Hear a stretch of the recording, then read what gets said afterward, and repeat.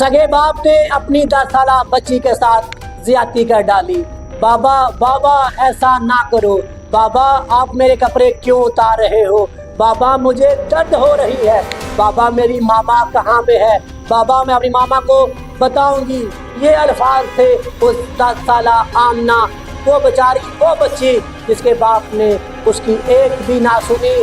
वो बेचारी रोती रही, चलाती रही, रहम की अपील करती रही, लेकिन उसके बाप ने उसकी एक भी ना सुनी। उसके साथ उसके बाप ने अपनी हवस की भूख, अपनी हवस की प्यास बुझा दी।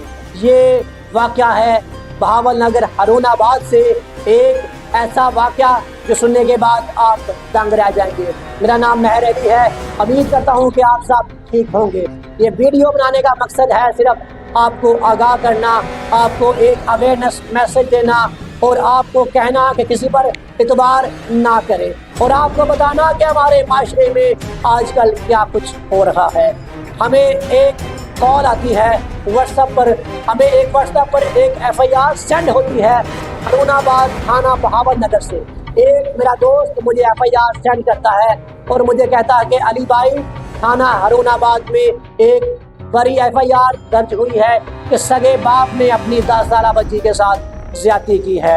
मैंने इस वाक़े की तस्दीक करने के लिए थाना हरुणाबाद के SHO माजिद इकबाल को कॉल की।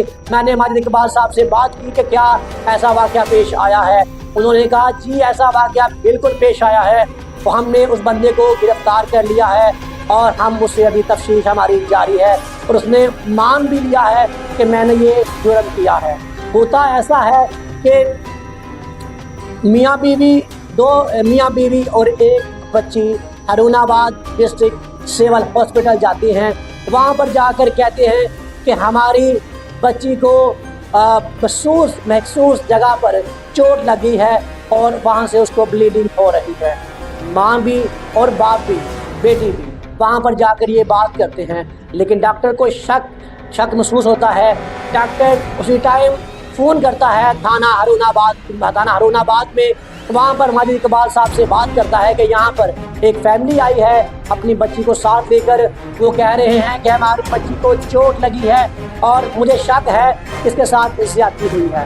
पुलिस वहाँ पर पहुँचती है, जाकर उसके बाप से, उसकी माँ से दरियाफ्त करती है कि क्या हुआ है। उसने कहा है कि हमारी बच्ची खेल रही थी और हमारी बच्ची को खेलते खेलते चोट लग गई और उसको महसूस जगह से ब्लीडिंग स्टार्ट हो गई है। लेकिन SHO के माइंड में एक बात आ गई। उसने कहा नहीं, ऐसा बात नहीं है। उसने उस बच्ची को अकेले एक कमरे में लेकर गया, उस बच्ची से पूछा। बच्ची ने पहले तो वो ना मानी क्योंकि उसको डर था कि उसका बाप उसको मार देगा। और बाप जब SHO ने उससे बताया कि तुम डरो ना, तुम मुझे बताओ हुआ क्या है, SHO ने उस बच्ची को अपने तुमाद में लिया, उससे पूछा तो बच्ची मान गई। बच्ची कहती है कि मेरे बाप ने मुझे बरहाना कर मेरे साथ ज्यादती की है। ज्यादती ऐसे की है कि मैं आपको नहीं बता सकती। उस नन्ही कली के अल्फाज ये थे कि मेरे बाप ने मुझे कहीं का नहीं छोड़ा, मेरे बाप ने मुझे मार दिया है, मेरे बाप ने मेरे साथ ऐसा कर दिया है। जब SHO ने ये बात सुनी तो SHO के पाँव के नीचे से ज़मीन निकल गई कि ऐसा बाप, जालिम बाप, जो बाप अपने बच्चों की हिफाजत करता है, जो बाप अपने बच्चों की परवरिश करता है, जो बाप अपने बच्चों को पालता है, वही बाप अपने बच्चों के साथ ऐसा भी कर सकता है।